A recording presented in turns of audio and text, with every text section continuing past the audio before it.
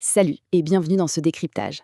Aujourd'hui, on va plonger ensemble dans un sujet qui est, on va se le dire, super complexe et souvent très douloureux. La dynamique de ces relations qui ont une intensité juste inexpliquée. Mon but ici, c'est vraiment de t'apporter de la clarté, mais surtout beaucoup de douceur pour essayer de comprendre ce qu'on appelle couramment les liens karmiques. Si en ce moment tu es dans une relation qui te bouleverse complètement, qui te fait perdre tous tes repères, eh bien sache que tu es exactement au bon endroit.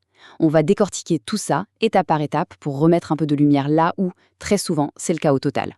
Allez, on entre tout de suite dans le vif du sujet. Il faut qu'on valide cette réalité émotionnelle qui est franchement écrasante. Parfois, tu as une relation qui te happe dès la première seconde. Il y a une intensité folle que la logique pure ne peut absolument pas expliquer, avec ce sentiment ultra troublant de déjà-vu. Tu sais, cette impression que tu connais cette personne depuis toujours. Mais le truc, c'est que très vite, cette connexion vertigineuse s'accompagne d'une souffrance, mais alors totalement inédite. Et je veux vraiment te rassurer, cette expérience, elle porte un nom et elle a un sens profond. Dans les traditions spirituelles, c'est ce qu'on appelle un lien karmique. Ce n'est pas toi qui te fais des films ou qui deviens fou, c'est une dynamique relationnelle très concrète et surtout hyper déstabilisante. Ce qui est d'ailleurs fascinant ici, c'est de voir comment on peut faire le pont entre deux mondes qui, au premier coup d'œil, semblent s'opposer. D'un côté, tu as la vision spirituelle, donc le concept de karma, avec cette idée d'âme qui se retrouve de vie en vie pour terminer un apprentissage ou guérir une blessure. Et de l'autre côté, tu as la vision thérapeutique, beaucoup plus clinique, celle de l'activation des schémas précoces. C'est l'idée que ton subconscient cherche à revivre un traumatisme de la petite enfance pour essayer enfin de le résoudre. Et la beauté de la chose, c'est que ces deux lectures ne s'excluent absolument pas. En fait, elles se superposent parfaitement pour t'aider à voir ta propre réalité sous deux angles super complémentaires. Alors là, c'est un point absolument crucial. Il faut vraiment, mais vraiment arrêter de confondre le lien karmique avec l'âme sœur. Tu sais, la culture romantique nous a un peu lavé le cerveau en nous faisant croire que l'amour véritable devait forcément être douloureux et plein de drames. Bah, c'est faux. Le lien karmique, c'est la turbulence. C'est un lien qui te bouscule, qui t'enseigne, à travers une attirance mêlée de douleur. Son but, c'est de t'offrir un apprentissage immense. Mais attention, il n'est pas forcément fait pour durer toute la vie. À l'inverse, une âme sœur, c'est la résonance. C'est quelqu'un qui t'apaise, qui te nourrit et qui t'offre une vraie sécurité fondamentale. C'est cette solidité-là qui te permet de traverser la vie sur le long terme. Du coup, comment on reconnaît qu'on est en plein dedans ? Il y a des schémas très clairs, et voici 7 signes qui montrent bien qu'on parle d'une expérience humaine hyper courante. 1. Le déjà-vu immédiat et cette attraction complètement irrationnelle. 2. L'enfermement dans ces cycles sans fin de rupture et de retour, la fameuse boucle infernale. 3. Des émotions totalement hors normes, comme une peur de l'abandon qui te paralyse. 4. Une transformation profonde de qui tu es. 5. La répétition de schémas. En gros, tu revis ce que tu as déjà vécu, mais en 10 fois pire. Et enfin, cette sensation étouffante que c'est impossible de couper les ponts. Le fait de capter ces signes, ça permet de réaliser que derrière toute cette tempête se cache une opportunité de transformation énorme. Et pour comprendre pourquoi ça fait si mal, j'adore utiliser l'image de l'iceberg, c'est tellement parlant. La relation que tu vis en ce moment, avec toutes ces disputes, sa dépendance et montagnes russes émotionnelles, eh bien, figure-toi que ce n'est que la petite pointe émergée. C'est juste ce qu'on voit à la surface. Mais en réalité, si cette personne te fait autant souffrir, c'est parce qu'elle possède la clé d'une blessure extrêmement profonde, préverbale, qui est enfouie tout au fond de toi. En fait, ton système d'attachement est insécure et ton cerveau confond cette intensité douloureuse avec de l'amour. En résumé, tu ne surréagis pas à ce qui se passe maintenant, tu réagis à une blessure qui était là bien avant même de connaître cette personne. Et c'est là que la thérapie devient magique, parce qu'elle te permet de creuser et de voir ce qui se passe sous la terre, au niveau des racines. D'un côté, on va trouver ce qu'on appelle les schémas précoces inadaptés. En gros, des mécanismes de survie que tu as construits pendant ton enfance, parce que certains de tes besoins fondamentaux n'ont pas été comblés, comme l'approbation ou la sécurité. Ton esprit les répète en boucle en espérant enfin les réparer. Mais ce n'est pas tout. Il y a aussi toute la dimension transgénérationnelle. C'est fort probable que cette énorme charge émotionnelle que tu portes, elle ne t'appartienne même pas à 100%. Ça peut être des mémoires d'ancêtres, des loyautés invisibles.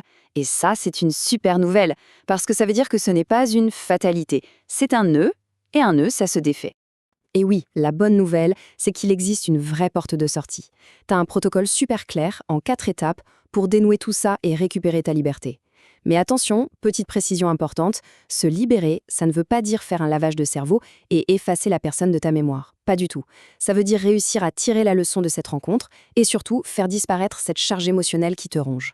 On va regarder ça ensemble, identifier, retraiter, explorer et enfin intégrer. On commence avec la première moitié de ce fameux protocole. Et là, l'objectif, c'est littéralement de désamorcer la bombe émotionnelle. Étape 1, identifier ton schéma. Tu dois comprendre très exactement quelle blessure est en train de se réveiller et quel besoin en toi hurle pour être comblé. Si tu ne fais pas cette prise de conscience, tu pourras bloquer la personne sur tous les réseaux sociaux, tu recréeras exactement la même dynamique avec le prochain. Ensuite, l'étape 2, c'est retraiter la charge émotionnelle. Ton système nerveux, lui, il a gardé le trauma bien au chaud. Il faut donc passer par des techniques de régulation émotionnelle pour venir calmer ton système nerveux autonome et ramener concrètement de la paix dans ton corps. Ensuite, pour boucler le travail, on passe aux étapes 3 et 4. Plonger aux origines pour au final renaître à toi-même. L'étape 3, c'est l'exploration de ces origines profondes, réelles ou même symboliques. Parfois, on utilise des outils de régression en conscience modifiée pour aller déraciner ce qui maintient le schéma en vie. Et enfin, l'étape 4, c'est l'intégration. Et là, c'est la vraie libération. C'est quand tu intègres une toute nouvelle relation avec toi-même, où tu apprends enfin à te nourrir de l'intérieur. Le vrai cadeau de tout ça, c'est que tu réalises que tu n'as plus du tout besoin de la validation de cette personne ou même de sa présence pour te sentir parfaitement entier et complet. Bon, arrivé ici, je sais que tu te poses plein de questions. Et c'est normal. Alors prenons les plus fréquentes. Est-ce qu'il faut absolument une distance physique pour se libérer? En fait, pas obligatoirement, car la vraie libération, elle se fait à l'intérieur de toi. Par contre, si la relation est devenue carrément toxique, là oui, prendre de la distance physique, c'est vital pour te protéger. Autre question, est-ce qu'on peut vraiment se libérer d'un lien aussi fort? Eh bien oui, l'idée, je te le rappelle, c'est d'atteindre la neutralité émotionnelle. Tu gardes la leçon, mais la douleur, elle disparaît. Et dernière question, est-ce que l'intensité à elle seule prouve que c'est karmique? Non, c'est vraiment le cocktail attraction irrationnelle plus répétition des schémas, plus gros potentiel d'apprentissage qui valide que c'est un lien karmique. Je voudrais vraiment qu'on s'arrête 2 petites secondes sur cette citation d'Aline Paolini parce qu'elle change absolument tout. Les liens karmiques ne sont pas des punitions, ce sont des invitations à aller chercher en toi ce qui attend d'être guéri. Tu vois à quel point cette petite phrase recadre tout.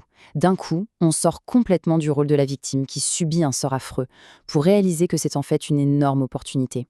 Toute cette turbulence, toute cette folie, en fait, ça n'est là que pour agir comme un miroir, pour te montrer où tu as mal et t'inviter à remettre de l'amour dans ces parts de toi qui ont été brisées dans le passé. Et pour conclure cette analyse, j'ai une question hyper importante à te poser. Une question qui touche au cœur même de ton estime personnelle. Est-ce que tu vas faire le choix, à partir d'aujourd'hui, d'aller vers des relations qui te nourrissent, qui t'apportent de la paix, ou bien vas-tu continuer à accepter celles qui te consument de l'intérieur? Faire ce travail de fond sur tes schémas, c'est honnêtement le plus beau cadeau que tu puisses te faire.